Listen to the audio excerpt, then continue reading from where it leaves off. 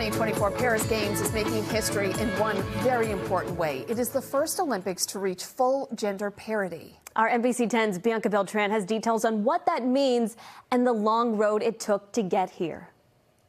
Here in Paris, for the first time ever, there is the same amount of men and women competing in the Olympics. And while that is certainly a milestone to celebrate, many believe there is still a lot of work to do to achieve gender equality. Long after the events are over and the medals are awarded, Paris 2024 will be remembered for one thing. Of the 10,500 athletes competing, exactly half were men and half were women. That's a tremendous accomplishment for all involved.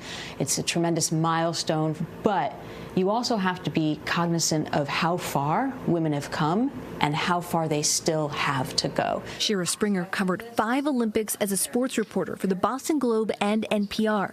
She now lectures at MIT. Just the percentages being equal is not the whole picture. Let's start at the beginning. In 1896, when the modern Olympics started, no women competed.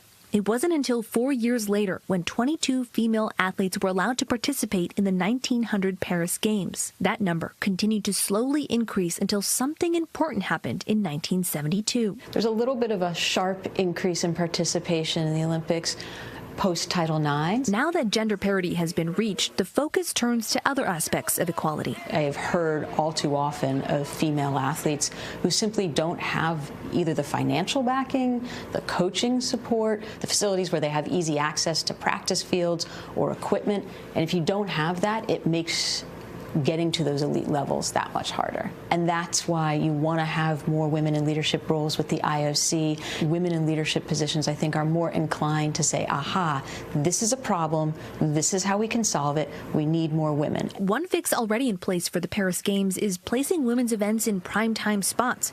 For example, the women's marathon will take place on the final day of competition in the spot usually held by the men's race. There's a symbolism aspect to the Olympics, always. So it's about the fact that, quite frankly, women should take center stage. They should have that platform.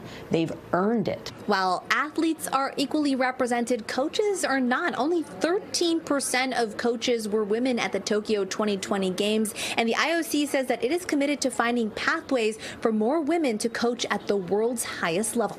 Reporting in Paris, France, I'm Bianca Beltran, NBC 10 Boston.